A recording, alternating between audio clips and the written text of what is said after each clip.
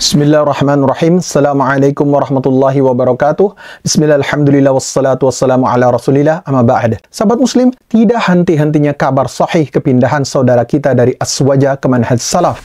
Dan yang luar biasa, mereka bukan dari kalangan umum, namun memiliki kedudukan yang tinggi, baik status sosial maupun keagamaannya. Beliau adalah Dr. Andes Haji Bukhari, seorang mantan hakim tinggi Pengadilan Tinggi Agama Serang, Banten, serta Mustasyar MWC NU Tanggamus. Kisah hijrah beliau saya nukil dari buku Haji Mahrus Ali, yang mantan Kiai NU juga, yang berjudul Amaliyah Sesat di Bulan Ramadan, terbitan La Tasyu Press. Beliau menuturkan, Alhamdulillah saya diberi pengalaman oleh Allah tahun 63-65 menjadi aktivis Ansor di Kubang, Petir, Serang, Banten. Tahun 65-68, saya menjabat Wakil Ketua Seksi Penerangan dan Publikasi PMI Cabang Serang. Tahun 70-74, saya menjadi Wakil Ketua Cabang Pergunu Kabupaten Lebak Rangkas Bitung.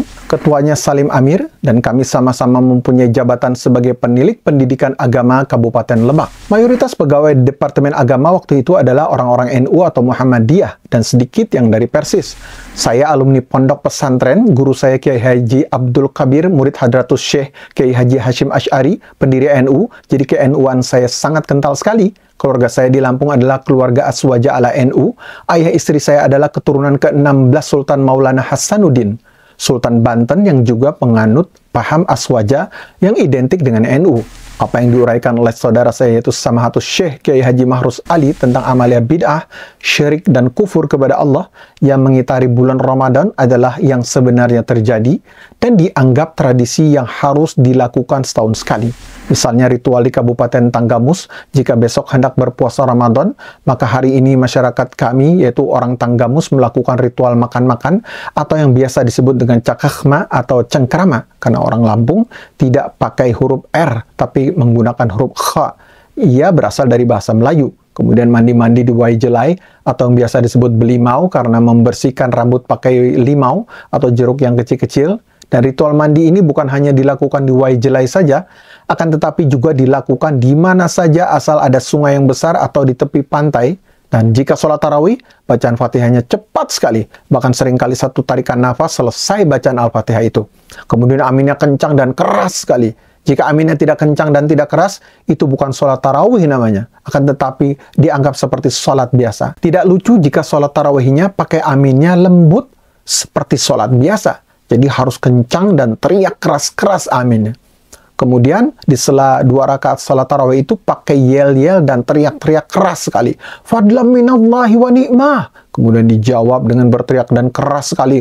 Wa maghfirata wa rahmah. Kemudian disambung dengan berteriak dan keras sekali. Sallu salatan sunatan tarawih raka'ataini jami'atu rahimakumullah.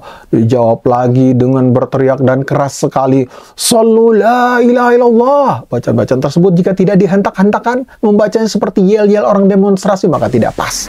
Jadi harus dibaca dengan teriak-teriak dan keras sekali. Padahal ibadah, tentu Rasulullah tidak memberi tuntunan seperti itu. Dan tidak pernah ada hadis beliau menyuruh sahabat berbuat seperti itu. Ah, bodohnya kita ini nggak ketulungan, kata beliau. Rupanya salat tarawih itu identik dengan salat main-main dan senang-senang. Di desa saya, Pariaman, Kecamatan Gunung Alib, ya begitu juga, main-main dan senang-senang. Sebatin atau kepala adat sekaligus penghulunya ialah datuk kakek saya sendiri. Beliau adalah pendiri kampung. Jadi manja sedikitlah saya. Kira-kira jika di Jawa Timur, saya itu bisa dapat gelar Gus atau bahasa Maduranya Bindere. Semua amalia bid'ah, syirik, dan kufur kepada Allah hampir sama di semua tempat di Indonesia ini.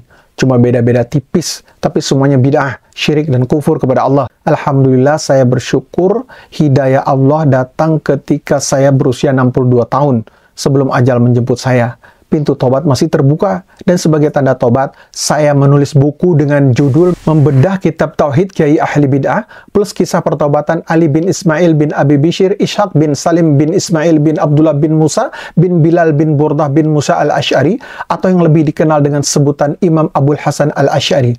Saya tulis buku tersebut karena saya adalah mantan guru agama yang mengajarkan ilmu tauhid, yaitu sifat 20, kepada murid-murid saya.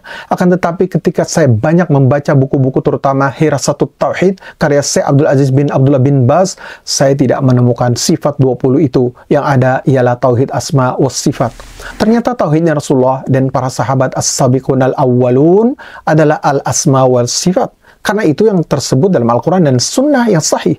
Kecele saya. Jadi yang selama ini saya pelajari dan saya ajarkan kepada murid-murid saya adalah keliru.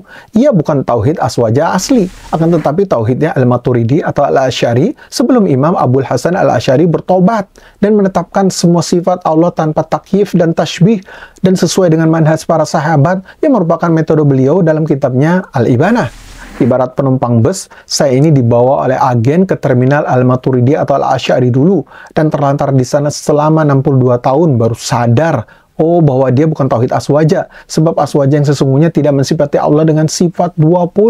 Akan tetapi yang dipakai adalah tauhid asma wa sifat seperti yang tertera di dalam Al-Quran dan As-Sunnah yang sahih. Saya harus i'tisam kepada Al-Quran dan Sunnah yang sahih berdasarkan telah saya sepulang dari ibadah haji awal tahun 2007. Ternyata paham Al-Asy'ari dan Al-Maturidi ini sudah menjagat dan mendunia.